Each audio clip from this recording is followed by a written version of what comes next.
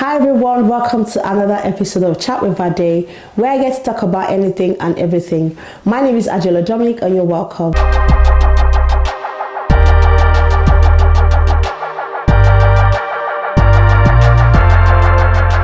On today's episode, I've got a special guest here with me today. Her name is Marianne.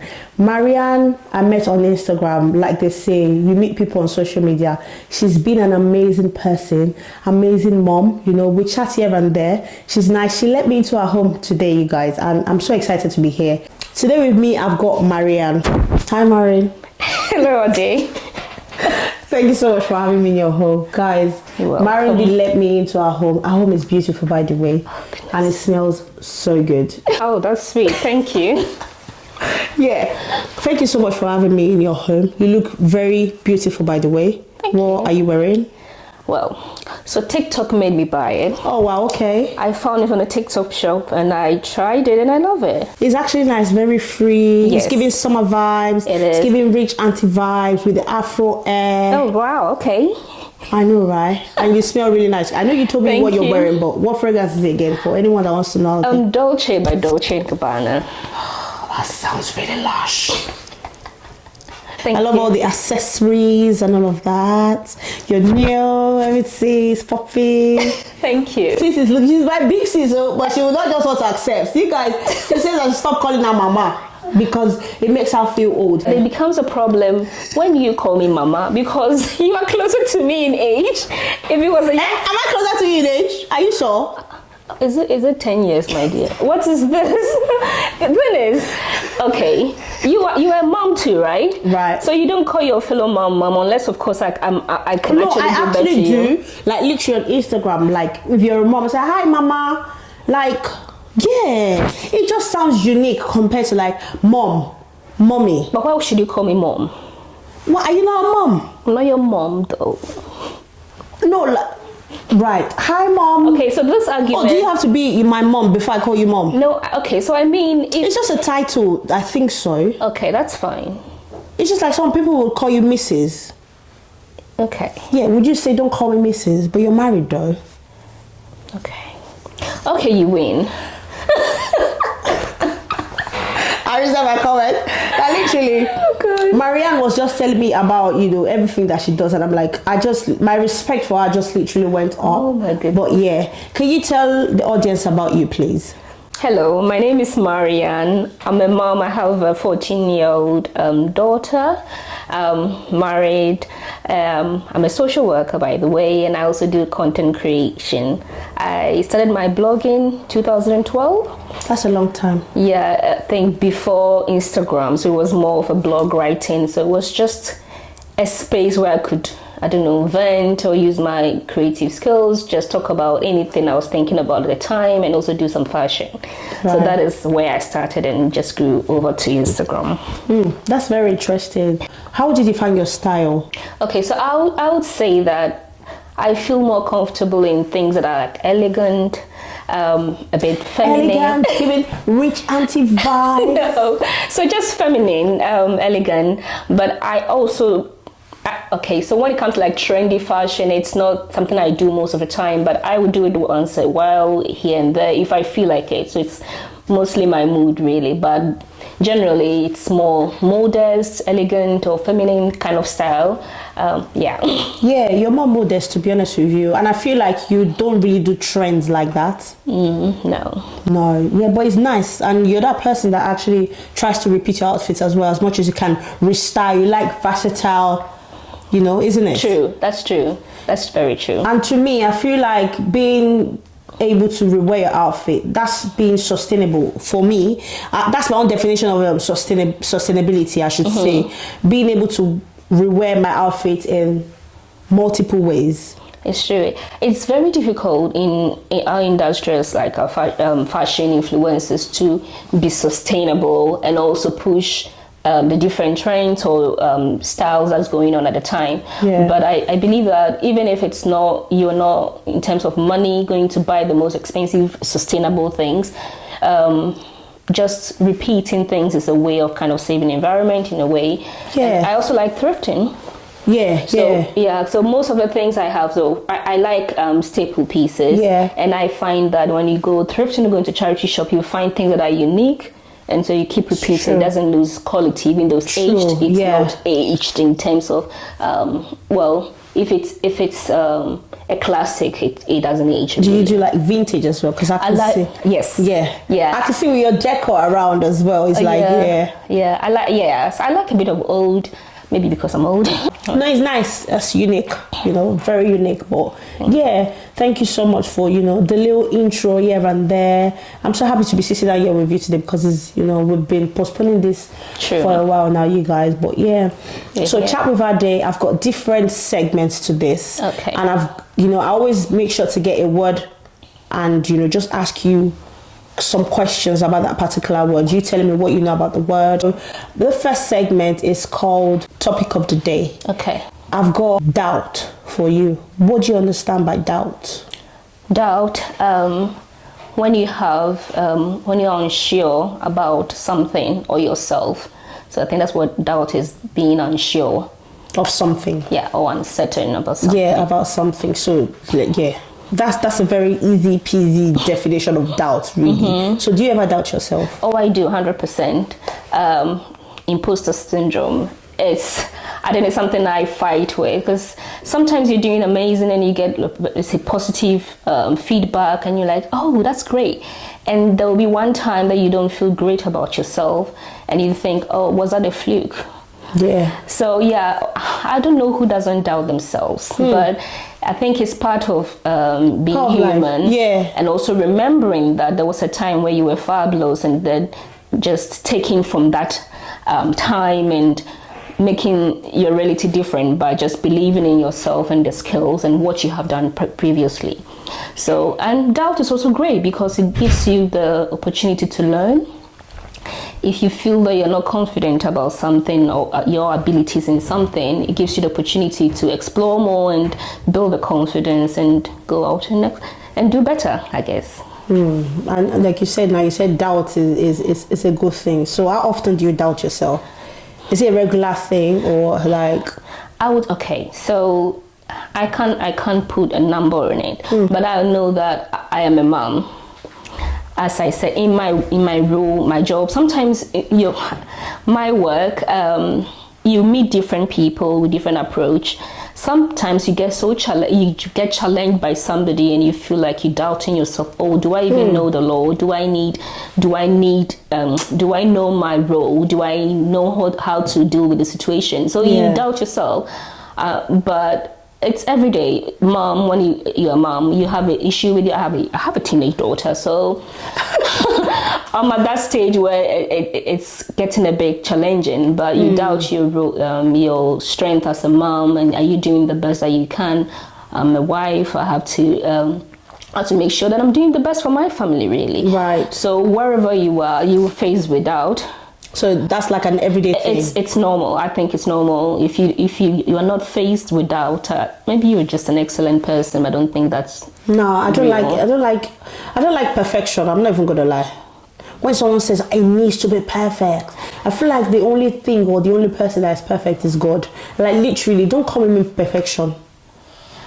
I think that's my weakness as well, because I just feel like I want everything to be perfect. No, everything. But it's not possible. No. So I end up getting stressed because you can never achieve perfection. But yeah, that's true. Yeah, it's just like some people want to start, maybe creating content or like, like now I'm not perfect at doing this, but I've started anyway. True. And it's baby steps. I'm not saying I want to be perfect, but at least like pass mark. If I keep aiming for I want to be excellent, I want to be perfect, I'm literally not going to do this. True. We all have to, because I have to keep overthinking, and then the time is going. I'm thinking, overthinking, and then the time is going. 1 year, 2 years, and the people that came after you, they've gone past you, and you're still thinking, oh, I need to get this light. Oh, I need to get the camera that is like zooming from the back. Like literally, sis. Yeah, do you understand where I'm coming from? True. Yeah. So it's good that you've answered your question very well. When you doubt yourself, how do you get yourself out of it? Like, right? How do you snap out of it? What are the things you do that helps you to get out of your doubtfulness? I think I've said a bit, but one thing is that I found that it's important to just draw back and then think about, if you dwell on the fact that I can't do it, I'm incompetent, I'm not the one for this, then if you dwell on it, it will become bigger, right? Yeah. But if you take your time, just relax and think about the time that you were able to be fabulous at it. What is it that I did that made me outstanding in my role, for example? Or what can I do? What can I learn to make sure that this doubt is removed? So it's an obstacle. How do you deal with it? Yeah. So just if you feel that you are, I don't know, you don't have the skill for something, that is why you doubt yourself. It gives you opportunity to learn. Right. It's actually good. So that's why I'm saying doubt can be a good thing, because it just teaches you an area of your life that is lacking that you could actually build on. Oh my God, that's a lot.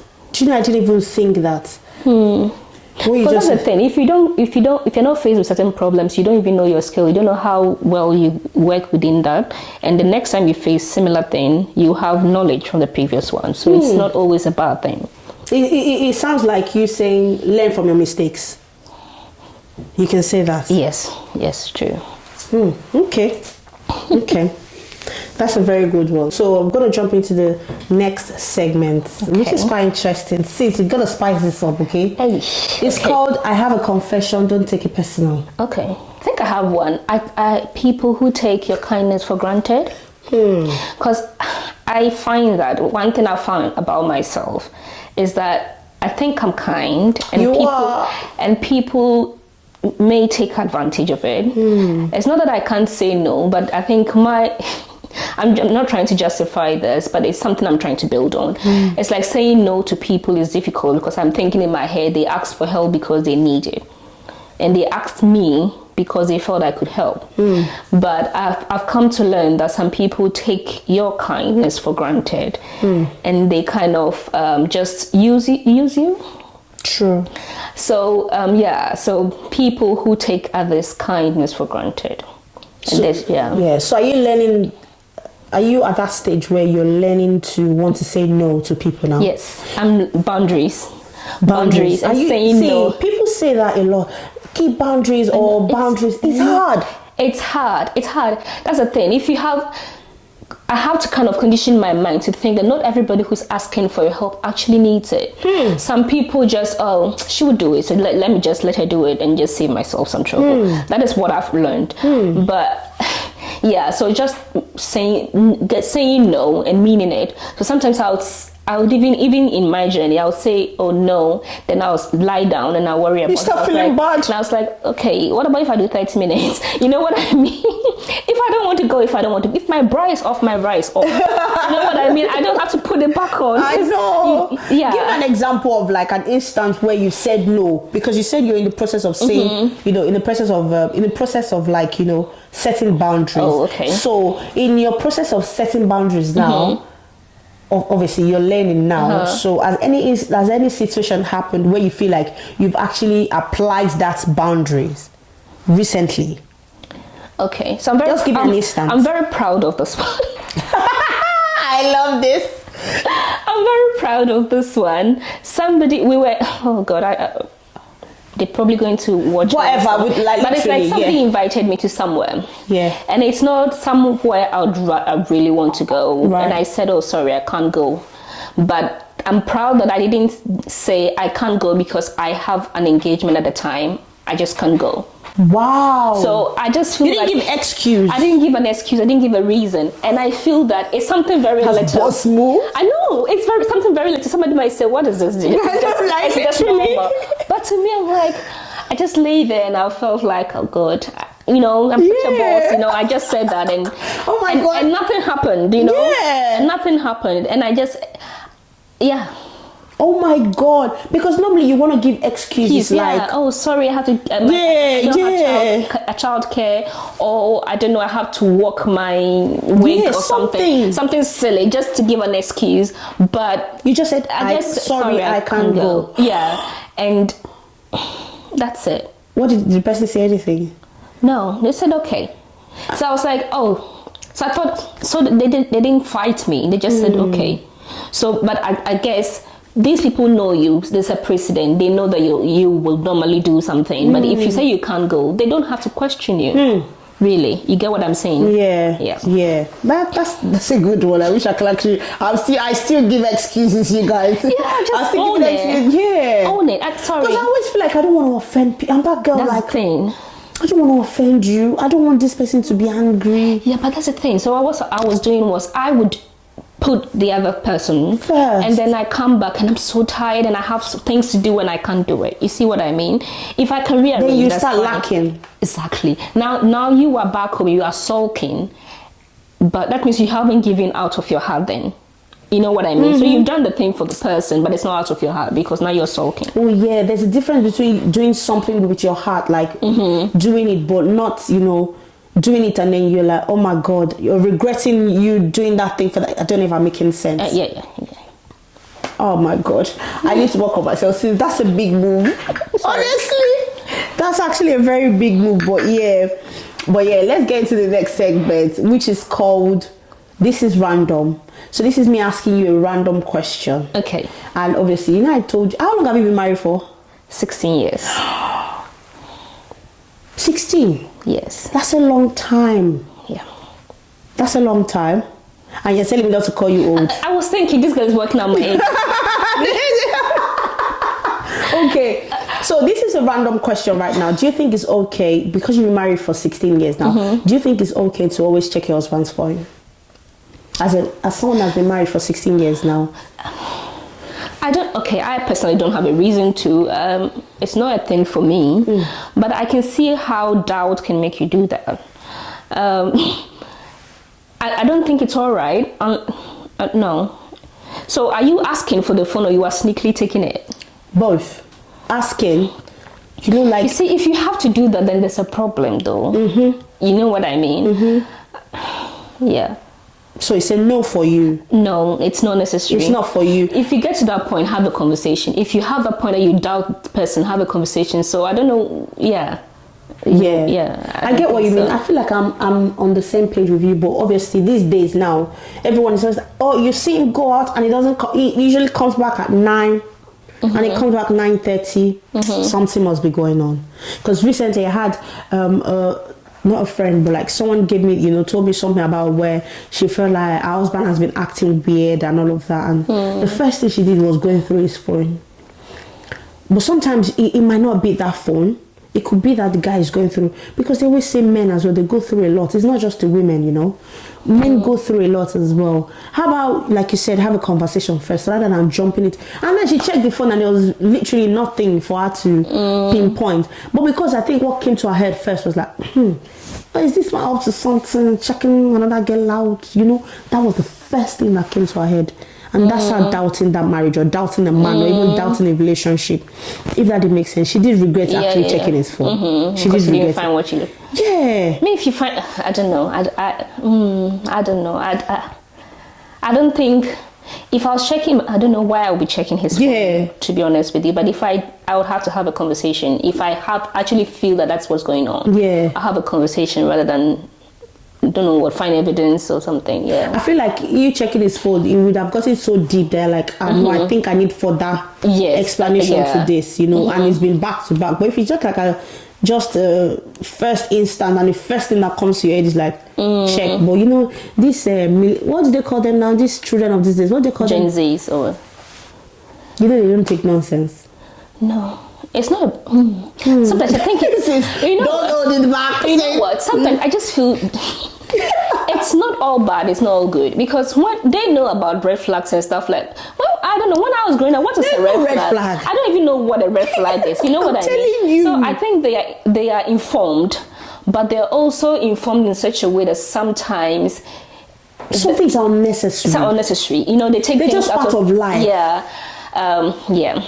I feel no, sis, no, for real. We're getting to this conversation, like it's deviating now, but I get where you're coming from, because I see the internet like, oh, you have to do this. It's just like some people will tell you, if you have a boyfriend, you don't cook for the man, don't cook for your man. But sis, honestly, if you're that person that you feel like cooking, I don't think there's anything wrong with you cooking for your boyfriend. Or cooking. At the end of the day, maybe you guys will even eat the food together.